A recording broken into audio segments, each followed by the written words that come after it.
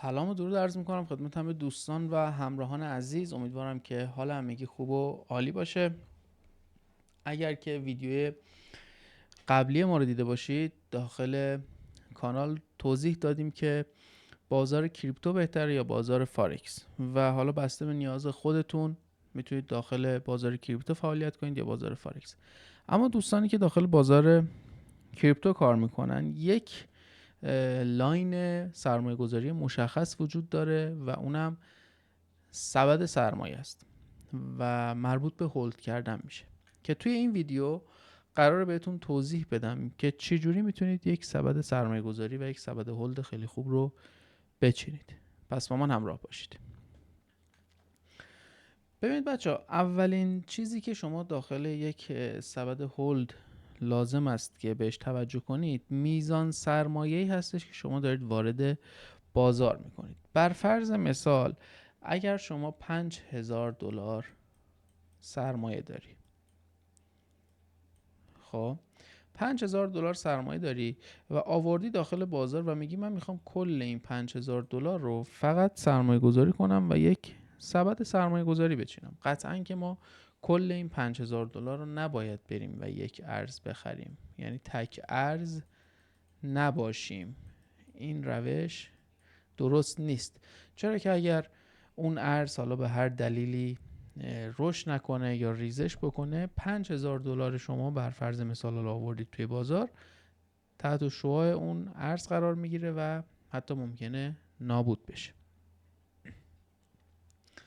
کاری که باید بکنید اینه که سرمایه‌تون رو به 3 دسته تقسیم میکنید. 3 دسته کم ریسک، ریسک متوسط و پر ریسک. اوکی، کم ریسک میشه ارزهایی که مارکت کپ خیلی بالایی دارن، یعنی حجم نقدینگی خیلی بالایی دارن و سرمایه های خیلی کلانی داخل اون ارزها وجود داره. مثل چی؟ مثل BTC، ETH یعنی بیت کوین و اتریوم. شما اگر که هر سبدی میچینید، این دوتا ارز باید داخل اون سبد باشه و بسته به اون میزان سرمایه‌ای که شما دارید وارد این لاین سبد چینی میکنید، میتونید 30% از اون رو به این دوتا ارز اختصاص بدید و هر بار دیگه‌ای که میخواید خرید انجام بدید روی ارزهای سبدتون، این دوتا ارز رو هی شارژ کنید. یعنی مثلا الان من بر فرض مثال $1000 بیت کوین میخرم، $1000 اتریوم میخرم. قیمت اتریوم و بیت کوین به این نقطه میرسه که نیاز دارم یه بخش دیگه ای رو ازشون بخرم، سرمایه گذاری کنم. چرا؟ چون من این دوتا رو داخل سبد دارم. میام یه $1000 دیگه اتریوم میخرم یا $1000 دیگه بیت کوین میخرم. حتی اگر ارزهای پر ریسک رو نتونستید بخرید، این نقدینگی نداشتید، این دوتا بهترین گزینه برای سرمایه گذاری اولیه توی بازار هستن. پس این دوتا نکته رو بهش توجه بکنید. یک سری ارزهای دیگه وجود داره که تو دسته ریسک متوسط قرار میگیره. مثلا ارزهایی که مارکت کپشون نسبت به، ببینید همون صفحه اول کوین مارکت کپ که شما برید، مارکت کپ ها رو اینجا نوشته، مثلا این بیت کوین اینقدر، اتریوم اینقدر.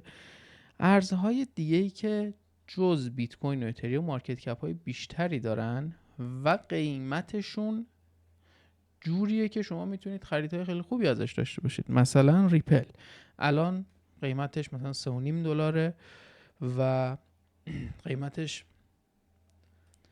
اخیراً تقریبا 2 خورده دلار یا $2 هم بود که مثلا اگر میخریدید یه سود خیلی خوبی رو میتونستید ازش کسب بکنید. پس ارزهای که تو دسته ریسک متوسط قرار میگیرن و توجه داشته باشید و ارزش سرمایه گذاری دارن، اول باید مارکت کپشون بالا باشه و ببینید که قیمتشون یه قیمتی باشه که شما بتونید یه حجم معقولی و اون میزانی که باب میلتونه ازش بخرید. مثلا یکیش ریپل، یکیش سولانا، یکیش کاردانو، ارز بعدی SUI هستش، XLM ارز خیلی خوبیه، لایت کوین خیلی ارز خوبیه و همینطور تون کوین. حالا راجع به این تون کوین من یک سری صحبت ها میخوام براتون انجام بدم و یک سری نکات رو بهتون بگم. بچه ببینید تون که خب بر بستر حالا تون کوین و شبکه تلگرام هم ازش پشتیبانی میکنه، یکی از ارزهای خیلی خیلی خوبیه که شما میتونید خیلی کارهای متنوعی رو انجام بدید روی این شبکه. خوبی بازار کریپتو اینه که مثلا سولانا میخرید، روی شبکه سولانا یعنی روی بلاک چین سولانا شما میتونید خیلی کارهای متنوع بکنید. یعنی هر کدوم از اینایی که خودشون یک شبکه اختصاصی خودشون رو دارند، اوکی، شما میتونید خیلی حرکات متنوعی رو روشون بزنید. پس حواستون به این مسئله باشه که اینا شاخه شاخه میشن. مثلا تون چند شاخه میشه، میتونید حرکات خیلی خاصی بزنید، سرمایه گذاری خیلی خاصی روش انجام بدید. سولانا چند شاخه میشه، میتونید روش سرمایه گذاری خیلی خاصی انجام بدید. مثلا روی شبکه تون شما میتونید NFT های مربوط به تون رو خریداری کنید که روی شبکه‌های دیگه این مثلا امکان پذیر نیست. و مثلا روی شبکه تون شما میتونید خرید و فروش شماره تلفن انجام بدید که روی شبکه‌های دیگه امکان پذیر نیست. مثلا روی شبکه سولانا شما میتونید میم کوین های مربوط به شبکه سولانا رو خریداری بکنید که خیلی الان باب هستن و ترند هستن که روی شبکه های دیگه امکان پذیر نیست. پس حواستون به این مسئله باشه. پس تون کوین یکی از ارزهای خیلی خوبیه که میتونید توی سبدتون داشته باشید و صرافی‌هایی هم که پشتیبانی ازش میکنن اینجا نوشته شده. پس اینجوری میتونید شما ریسک متوسط رو برای خودتون بچینید. خب ارزهایی که من بهتون گفتم مثلا XRP، تون، سولانا، کاردانو، بعد SUI، این ارزهایی هستن که حالا ارز دیگه هم هستن، صرفا همین 4-5 تا دونه ارز تو دسته ریسک متوسط قرار نمیگیرن. تمام ارزهایی که گفتم مارکت کپشون بالا باشه ولی از بیت کوین و اتریوم بالاتر نباشه، یعنی زیر این دوتا باشه، یعنی از رده 3 به پایین. اوکی، رده 1 بیت کوین، رده 2 اتریوم. پس مارکت کپشون بالا باشه ولی از بیت کوین و اتریوم کمتر باشه. 2، قیمتشون قیمت معقولی باشه که شما خیلی راحت بتونید چیکار بکنید، خرید خودتون رو انجام بدید. این از این مورد.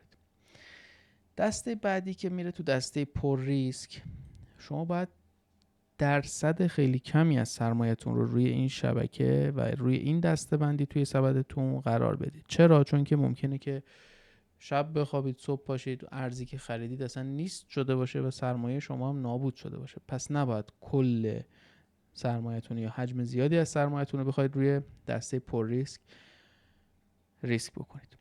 یکی از مواردی که توی دسته پر ریسک قرار میگیره میم کوین ها هستن. شما میتونید خرید میم کوین رو داشته باشید، اما چه میم کوین هایی؟ میم کوین هایی که دوباره مارکت کپ خیلی خوبی دارن و وایت پیپر خیلی خوبی دارن. وایت پیپر به اون داکیومنتیشنی میگن که اون پروژه برای خودش ارائه میده و یک رودمپ، یک نقشه راهی رو مشخص میکنه و باید ببینید که آیا توی اون تاریخ هایی که مثلا خود اون شرکت، خود اون پروژه مشخص کرده به اون مواردی که قولش رو داده عمل میکنه. اگر اینجوری باشه اون میم کوین خب مناسبیه واسه سرمایه گذاری. نکته دیگه که باید بهش بررسی کنید کامیونیتی اون میم کوین، مثلا شبکه‌های اجتماعی اون میم کوین چقدر ممبر دارن، چه جوری فعالیت میکنن، فعالیتشون به چه صورته و اطلاع رسانی هاشون چه جوریه.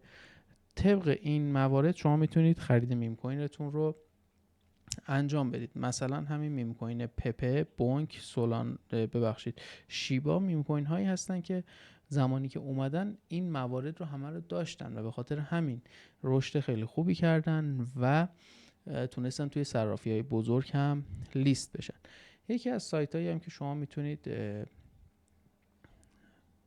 ارزهایی که به تازگی لیست میشن رو نگاه کنید همین کوین مارکت کپه.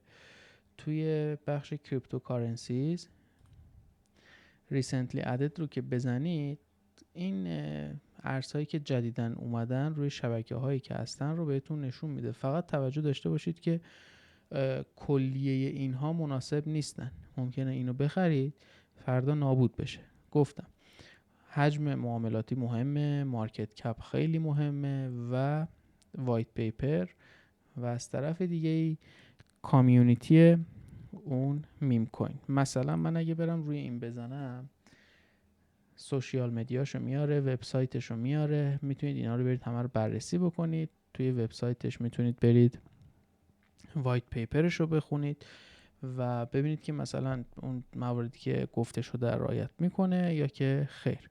اگر بود مناسب سرمایه گذاری، اونم حجم خیلی خیلی کم، چرا که خیلی ریسک زیادی دارن و همون جور که میتونن 300-400% به شما سود بدن، همون جوری هم میتونن سرمایه‌تون رو نابود بکنن. پس حواستون باشه. امیدوارم که این ویدیو مورد استفاده شما عزیزان قرار گرفته باشه و بتونید سبدهای خیلی خوبی رو برای خودتون بچینید. موفق و مایت باشید. روز خوش.